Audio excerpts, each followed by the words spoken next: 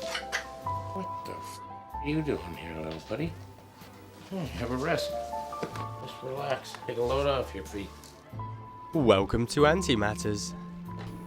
Hello everyone. Up today, the acromyrmex octospinosis. First, I think we should skip back to the last update. I think this was about a month odd ago, but they were doing absolutely fabulous. They were almost starting to outgrow their pod, I think, as well. Things were getting a little bit cramped. The fungus was just about to touch the ceiling as well. I was really happy with how they were coming along, and they seemed really healthy. It was about this time I started pondering upgrades I could give to these girls because I think they were ready. After a few versions and ideas that got nowhere, I eventually stumbled upon this design. I was going to go with two ends with a long tube of acrylic in the middle.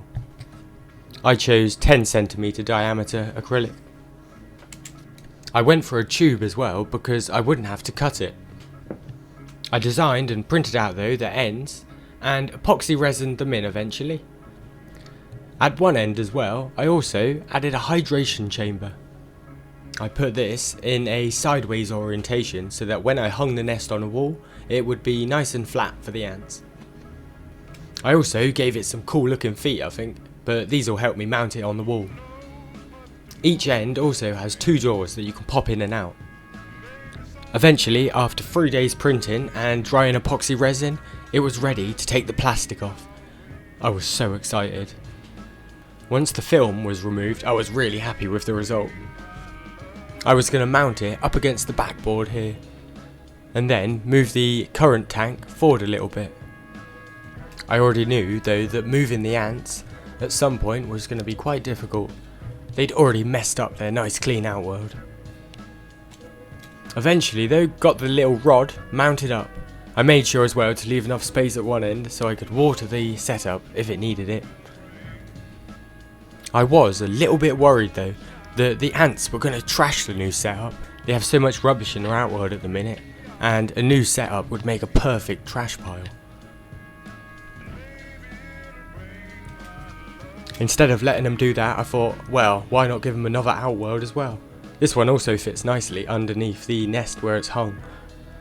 All I had to do now was move all of the ants.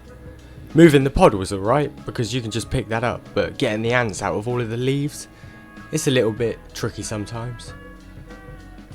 When there's quite a lot of ants in there though, what I tend to do is just put my hand in and annoy them a little bit.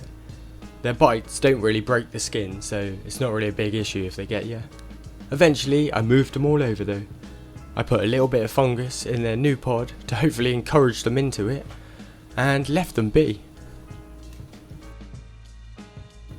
It really didn't take them long to find the little bit of tube leading out, and some of them started exploring. I was anticipating a really big response. Also, to try and encourage them, I popped the lid on their pod a tiny bit, just to make the humidity a little bit less nice for them, so maybe they choose to move. I then left them alone in the cupboard. I was checking on them every couple hours to begin with, but nothing was happening. After about 12 hours, I was getting a little bit worried that, well, they weren't going to move. Some of them had chosen to come up and use the hydration area, but at the minute, because this was the furthest area from the nest, they just started dumping dead bodies in there. I was a little bit disappointed at this stage. They also seemed extremely stressed. Every time I'd look in, or even knock anything, they'd go absolutely berserk.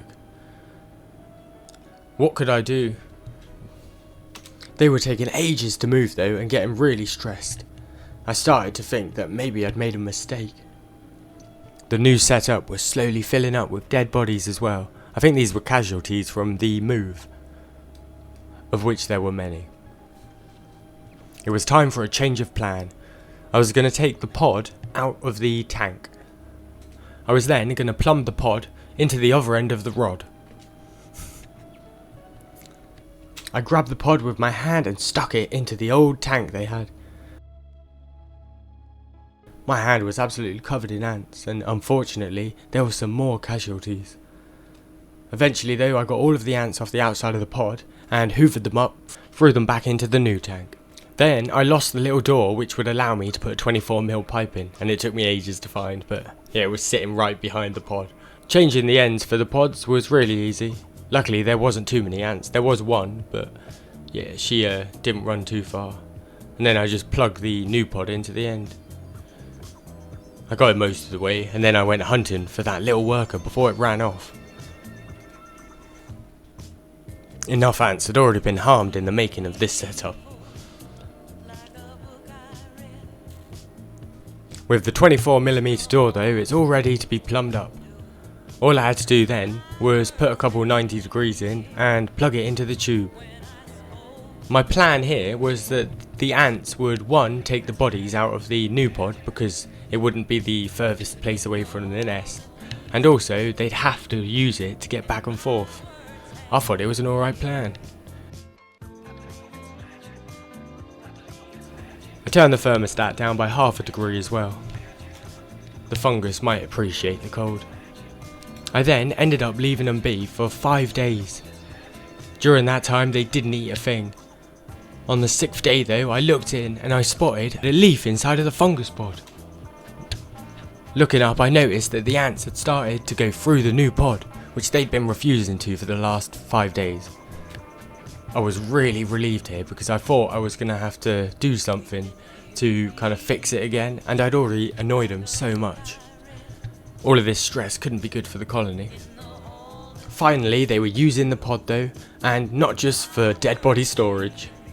I was super happy. My current plan with this colony is to feed them like crazy, and hopefully they'll start growing a load of fungus inside of their new little rod. If this setup works as well, I'll be really happy because I'll have a DIY leaf cutter set up. I think this whole setup here probably cost me about £45.